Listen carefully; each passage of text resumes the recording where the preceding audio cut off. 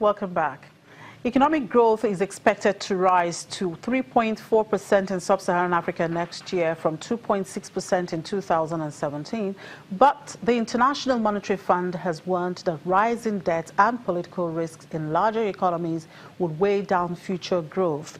In a report on sub-Saharan Africa's economic outlook released today, the IMF says ongoing political uncertainty in Nigeria and South Africa hinders a strong rebound as growth is seen below past trends in 2019. The IMF is concerned that most countries now borrow from local banks, which could destabilize the domestic financial sector and fuel inflation. According to the IMF, to help maintain growth, countries should diversify from dependence on commodities and oil, implementing fiscal reforms to stimulate growth and attract private investment. And the International Finance Corporation, a member of the World Bank Group, has completed a $653 million debt package to finance building 13 solar power plants near Aswan in Egypt, planned to be part of the largest solar park in the world. Generating up to 752 megawatts of solar power, the Nubian Sun's Feed in Tariff financing program is targeted to provide power to more than 350,000 residents and create up to 6,000 jobs during construction. In an effort to overcome frequent energy shortages and take advantage of year-round sunshine, Egypt announced plans in 2014 to develop renewable energy, a prospect that has enticed foreign investors.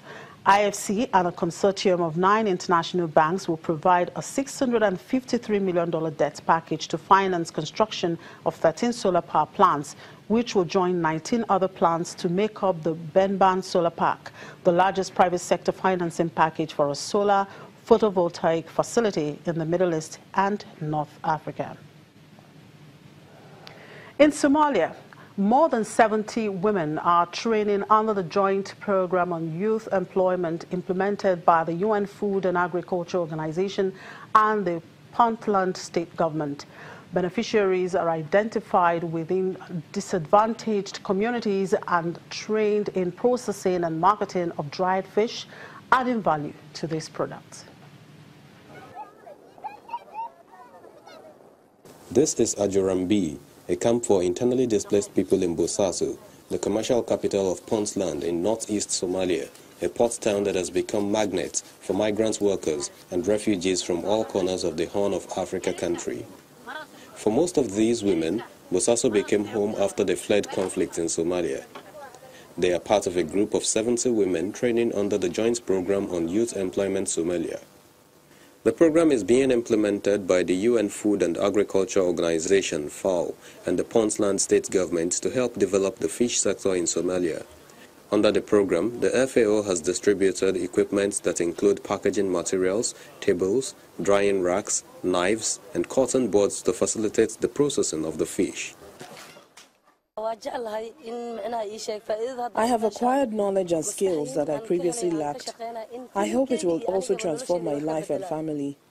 Previously, I would bring fish from the landing site, clean, cut and cook, and would sell in the market.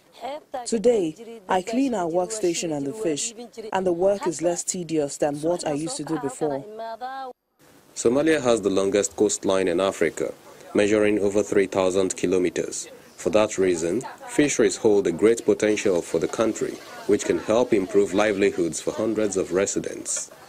Although the Gulf of Aden port town of Bosaso has a vibrant fishing sector, the many challenges fishermen face there make it difficult to develop this industry into a major contributor to the economy.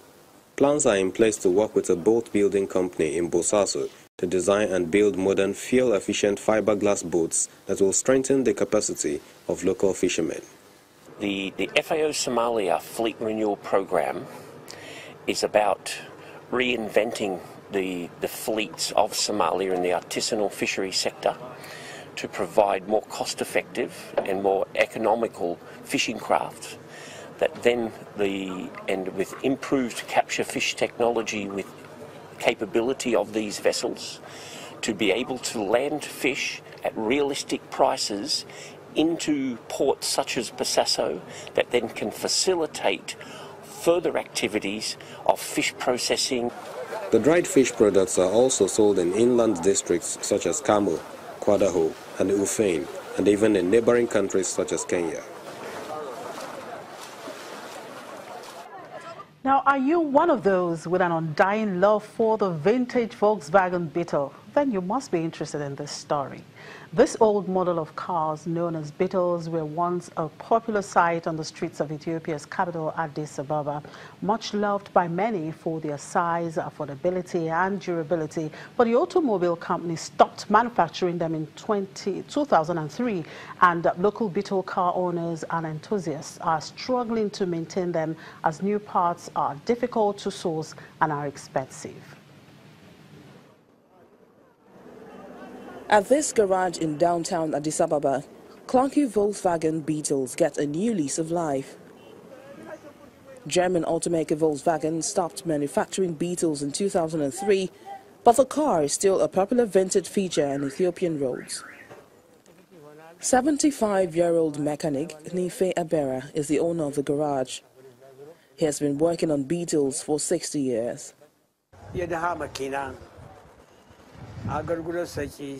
Volkswagen Beetle is a servant's car for the lower income people. They never fail you. They take you anywhere and have excellent functionality. I wish the Germans continued producing them.